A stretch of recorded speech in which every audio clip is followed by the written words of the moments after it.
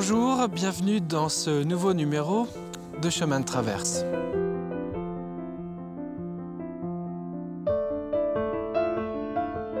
À l'occasion de la sortie du livre Maison paysanne en Vendée, je vous emmène cette semaine à la rencontre de son auteur, Claudine Schnepf. Elle nous reçoit chez elle, dans son logis du Fief Mignoux, à Saint-Maurice-des-Noux, pour nous parler de sa passion, le patrimoine de proximité.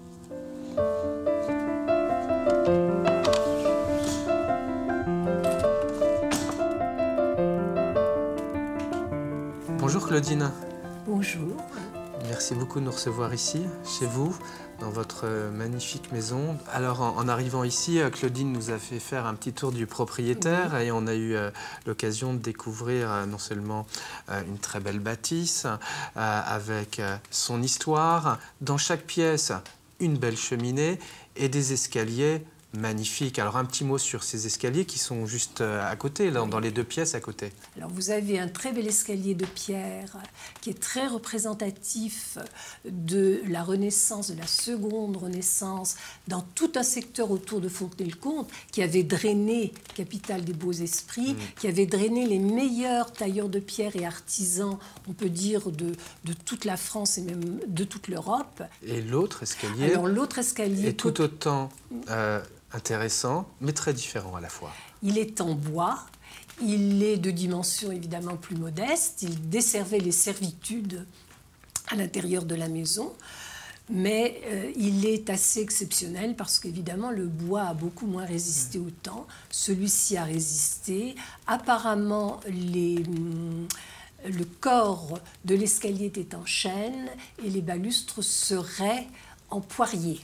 Alors cette maison, son intérêt, si vous voulez, au point de vue architectural, c'est qu'elle est très représentative du logis vendéen, qui est à la Vendée ce que le manoir est à la Normandie, c'est-à-dire propriété ou à la Bretagne même. Ou à la Bretagne, propriété avant la Révolution de petits nobles qui vivaient sur leurs terres en autarcie, exactement comme leurs fermiers, avec le même mode de vie. Claudine Schnepf, vous êtes depuis 40 ans membre de l'association Maison paysanne de Vendée, présidente de cette association depuis une vingtaine d'années. Et l'éditeur, Geste Édition, vous a fait une commande. Et ce sont vos coups de cœur qu'on va retrouver ici, dans cet ouvrage, le patrimoine de proximité. Alors, comment caractériser le patrimoine de proximité en Vendée? Ce sont des bâtisses, souvent des maisons d'ailleurs de pays, plus que des maisons de paysans, que l'on découvre souvent au bout d'un chemin.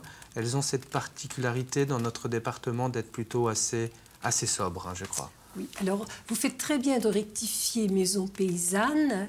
C'est pas la maison du paysan, c'est la maison de pays. On a tendance à confondre beau et grandiose.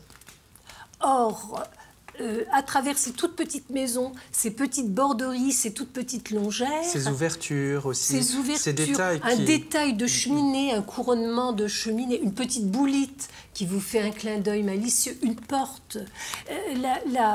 L'habitat vendéen est un habitat, comme vous l'avez dit tout à l'heure, tout à fait sobre, presque austère, qui ne s'autorise pour les plus petites maisons, les plus sobres, que quelques détails de fantaisie, le sourire d'une porte ou d'une génoise. Cette ligne de jonction entre le toit et le mur, fait de briques et parfois de tuiles. Le sourire de la tuile, il faudrait dire aussi, de la tuile romaine de nos toitures. Peu de choses, mais qui finalement sont comme autant de clin d'œil sur et beau ce qui est juste.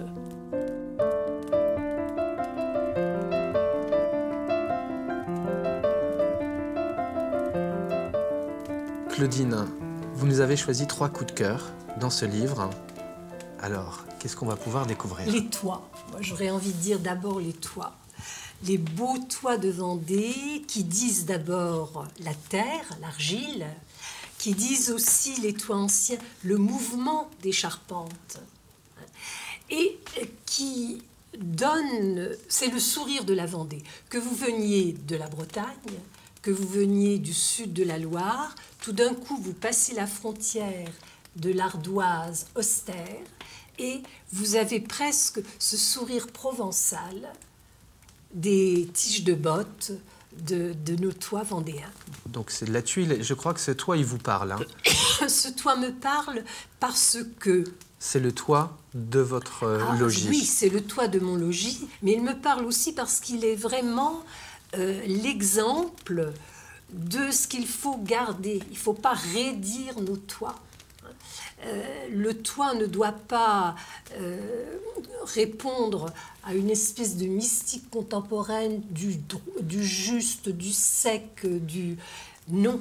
C'est ce qui fait tout son charme. Voilà, il est patiné de lichen, il a le mouvement des vieux arbres qui ont servi à la charpente, il a ces vieilles tuiles anciennes qui sont souvent très impressionnantes par la taille. On disait que le tuilier les moulait sur sa cuisse. Et je dis parfois que quand on voit les tuiles, ils devaient être balèzes, les ouvriers. Hein. Donc les toits. Oui, des beaux toits de Vendée. Et sous les toits, les charpentes. Les charpentes. Et on a toute une série de photographies avec des charpentes magnifiques. Là, vous nous en avez choisi une, bien éclairée. Nous sommes dans un logis, là, j'imagine. Nous sommes dans un vieux logis du 15e à Breuil-Barret, qui a été restauré par un couple un peu fou, comme tous ces restaurateurs de vieilles pierres, n'est-ce pas? Et qui a mis en valeur cette charpente du 15e, qui est très représentative de l'amour de la belle ouvrage des ouvriers compagnons de cette époque. J'aime à dire que ces charpentes n'étaient pas destinées à être vues à cette époque-là, avant la mode contemporaine, comme vous le voyez sur cette photo, de transformer nos greniers en salons. Donc c'était vraiment de l'art pour l'art. Et là, vous avez un exemple magnifique avec ses arbalétriers cintrés, son poinçon qui est travaillé. C'est le beau pour le beau. C'est une réalisation du XVIe siècle, oui, ça? Oui, oui. Milieu XVIe. Milieu XVIe. Ensuite, qu'est-ce qu'on va pouvoir encore découvrir parmi vos gros coups de cœur? On a évidemment parlé déjà des logis, mais il y en a un qui ne laisse personne indifférent.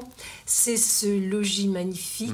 Du 15e à la vieille bruyère du talus Sainte-Gemme et qui s'inscrit dans le mouvement, l'ondulation des collines qui déploie, regardez, qui déploie toutes ces toitures comme autant de voiles de navires, qui nous donne bien cette atmosphère un peu austère dont je vous disais qu'il trouvait sa résonance en moi, la Lorraine, et qui est l'expression d'une restauration absolument magnifique. Nous, à Maison Paysanne, nous aimons dire que quand on a dépensé beaucoup de millions, ça ne doit pas se voir. Une restauration réussie passe inaperçue. Or là, elle est celle d'un homme. On a toujours un propriétaire extraordinaire, derrière. Qui a tout fait lui-même, qui est une force de la nature, un enthousiasme qui ne s'éteint jamais. Et merci à ces propriétaires qui donnent leur temps, leur énergie à restituer à la Vendée son âme profonde. Dans ce livre, Claudine, on va y trouver, à la fin, des astuces, des conseils aussi. Ça peut peut-être vous intéresser si vous aussi, vous avez la chance de posséder une maison de pays, des astuces de restauration. Et attention, on parle de restauration et pas de rénovation. C'est quoi la différence, Claudine? La différence, elle est importante. Restaurer, c'est remettre une maison dans son état d'origine. Alors, évidemment, une maison du 15e qui a été remaniée au 18e, on peut choisir de lui donner plutôt sa version 18e que 15e. C'est maintenir l'âme de la maison. Rénover, c'est simplement remettre une maison ancienne, la rajeunir, la rendre plus neuve, la mettre au goût du jour. Et j'aime à dire qu'il y a des rénovations qui tuent plus sûrement que certaines destructions. Restaurer, ça demande de la mesure, de la subtilité, de la patience.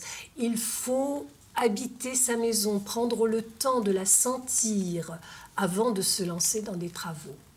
D'ailleurs, plus une maison a de caractère, plus elle est difficile à restaurer parce qu'elle vous impose son caractère.